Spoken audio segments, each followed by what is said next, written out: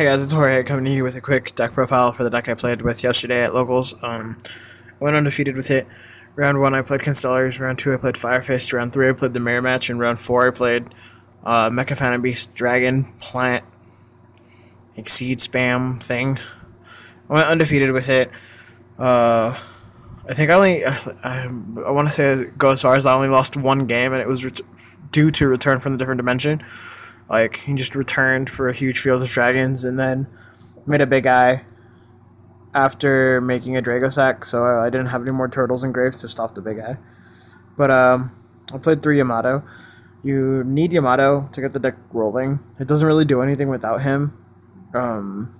What he does is, during the end phase, you can add a Bujin to your hand, but if you do, you have to send a card from your hand to the graveyard. I played 3 Quillin. A cool thing to know about this deck is all the beasts have effects in the graveyard where you can remove them from play to do anything, and all the wing beasts are hand traps. So Quillin is a beast, so you can remove it from play in the graveyard to destroy a face-up card on the field. You can only activate that effect while you control Bujin Beast Warrior, which the only one we have right now is Yamato.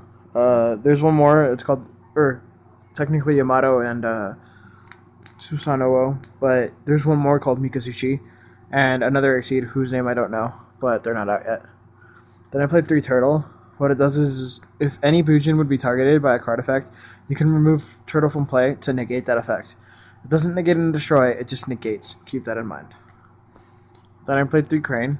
Crane's a winged beast. You can discard it from your hand to, during damage calculation, to double your Bujin's original attack. Keep in mind that this is original attack, so let's say I summon Yamato, it gets bottomless, so I lance it, and then I enter battle. I'm attacking into a Ryo or something. During damage calculation, I activate Crane. Yamato's attack becomes 36, not 2000, because Yamato's current original attack is 1800. That's it for the Bujin part of it. Then I played 3 Effect Failures. I was expecting lots of Firefist. Veiler's pretty fucking good against Firefist. I played the single Honest and the single Bear. I'm only playing 1 bear because keep in mind this is supposed new format, so there's only 2 Tinky. I didn't want to clog up my deck with bears and not be able to get off its effect. I played a whole bunch of 1-0s. I played 1 Monster Reborn, 1 Bujin Carnation. What this does is, if your opponent has more monsters than you do and you control no monsters, like Cyber Dragon status, you can target a Bujin that's removed from play and a Bujin in your graveyard and reborn them both. If you do, if you do, those monsters can't be used except to Exceed summon a Beast Warrior, Winged Beast, or Beast type Exceed monster. Like, you can still attack with them and everything, but if you Exceed, it has to be into that. You play a single Lance, a single Heavy, single Book. Book's pretty good, especially in the Mirror Match. And it was pretty good against dragons too, like you could just book their tuners and then they couldn't do anything. The Heavy's self-explanatory. I was only playing 1 Lance because I'm only playing 1 bear, and while you do want to play Protector Yamato, the only back row that doesn't target that you're really afraid of is Bottomless. And it's not really worth playing 2 of. Like, you already have enough damage stuff shenanigans, you don't really need another Lance. I could play a 3rd, I contemplated it, and I don't really know how I feel about it. I played 2 MSTs. I feel like 3 is too much. Once you get Yamato on the board, you don't ever summon again. Or if you do, it's because their field is clear, so like 3 MST would just be way too much. We play 2 Tenki. Again, we're playing with OCG list, so this is at 2. Can only play 2. If we could play 3, I would play 3. And also because of OCG list, we can play 3 Pot of Duality. So I did. Pot put in work. Most games I had Yamato, and if I didn't have Yamato, I had a Bujin, and then some traps to protect it, and then another Bujin to summon to make a Susanoo to get my Yamato.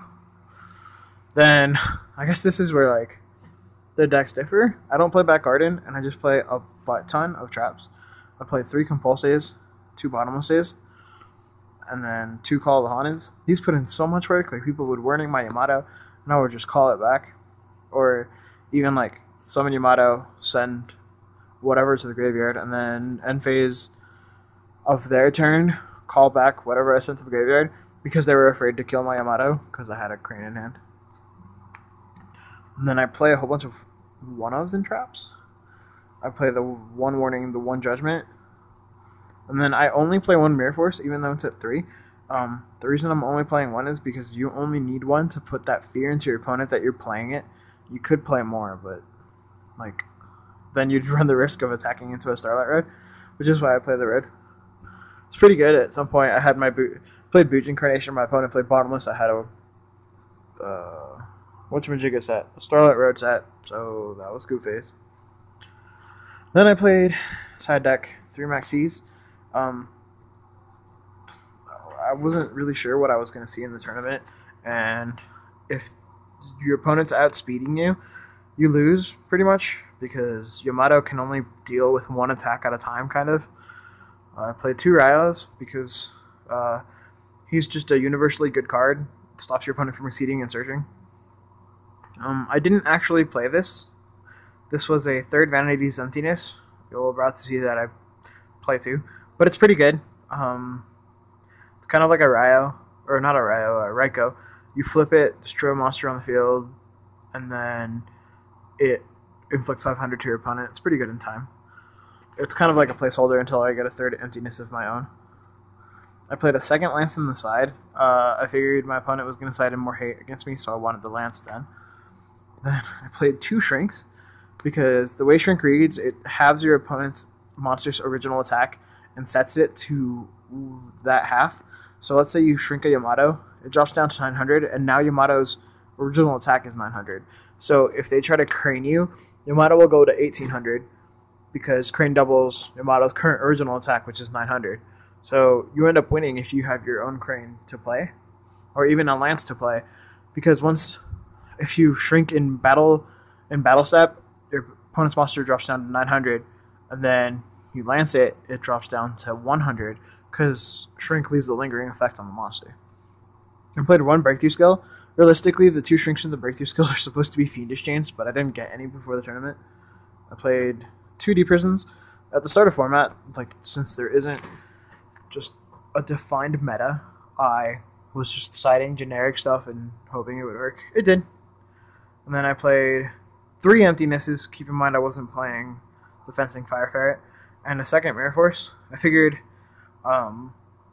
if I needed it, like in the mirror or anything like that, I would side it in. And the extra deck doesn't really matter. The only 2 cards I went into are Constellar Omega and Susanoo, and then the Stardust, of course. Play Stardust for Starlight Red. Play Paladynamo because everything's a light. I play Abyss Dweller basically because I have room. Fire Kings are pretty shitty matchup because they don't really attack into your Yamato. They kind of just blow it up without targeting it. I play a Tiger King. It's kind of left over back when we had 3 Tenkies and I was playing 2 Bear. I don't think I would really play Tiger King right now. If you can make it with like a Bear and a Yamato, it's his effect to negate all other stuff is pretty good. Then I play a Maestroke because dad butt. I play a Pearl because dad attack. I play a Cowboy. Burn. Direwolf, never made it. Emerald's pretty good. You can put back your cranes and stuff once you've used them all. I play 2 Constellar Omegas and an M7. What Omega does is you make it with 2 light monsters, and you can detach and exceed material from this card. And all Constellar monsters you control can't be affected by spells and traps for the remainder of the turn. So it's kind of like a Forbidden Lance in a monster.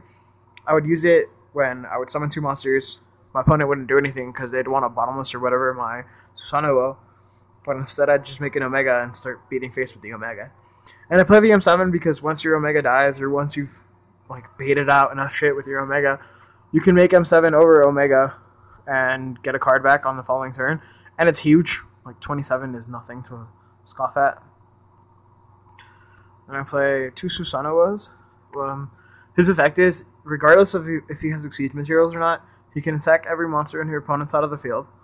And then you can detach an Exceed material to choose a monster in your deck. You can either add that target to your hand or send it to the graveyard. So you don't have to choose what you're doing. Just choose activate effect, and if your opponent has a response or not, to the appropriate effect. He's pretty good at OTKing, honestly. He'll steal you games And at some point, my opponent had Drago Sacks with a shit ton of tokens on the field, and I was just like, "That's cute." Attack, attack, attack, attack, attack, attack, attack. I am aware of the OTK with Black Garden. I don't really think I like it. I haven't tested it, but just being able to OTK doesn't seem that great when you can just control the board with Yamato instead. I wish there was a faster way to get Susanoo on the field because he's just retardedly good, but since there isn't, you just kind of gotta do what you gotta do to get him on the field. Thanks for watching. Please comment, rate, and subscribe. If you have any ruling questions, please post them or send it to us in a PM. I know I haven't done a ruling segment in a while, but I honestly just have not felt like playing Yu-Gi-Oh! I had a pretty poor experience at Nats and just wanted the format to change before I got back into it. Classes do start in a week, but I don't expect that to completely overwhelm my time, at least not at first. So please feel free to post your questions. Thank you.